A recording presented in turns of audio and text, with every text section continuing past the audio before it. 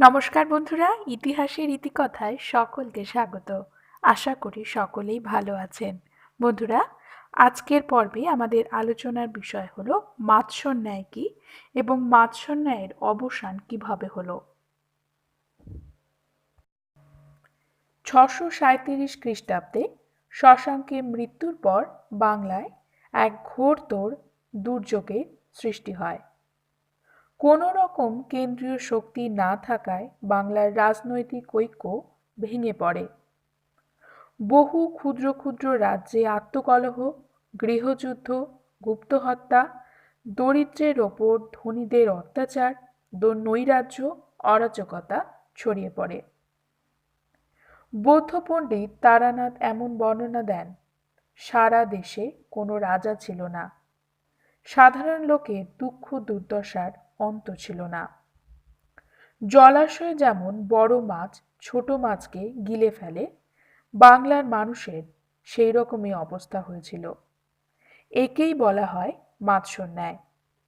এই সুযোগে বহিঃশত্রু বাংলায় আক্রমণ এবং লুণ্ঠন চালায়। হিমালয়ের শৈলবংশ, কনৌজের যশবর্মন, কাশ্মীর রাজ্যের মুক্তাপীর ও জয়াপীর, কামরূপ বা বর্তমান আসামের রাজারা বাংলা আক্রমণ করে। বাংলার নেতৃস্থানীয় ব্যক্তিরা 750 খ্রিস্টাব্দে গোপাল নামে এক সামন্তকে রাজা নির্বাচিত করেন। এর ফলে বাংলার মাৎসন্যায় দূর হয়, পাল বংশের প্রতিষ্ঠা হয়।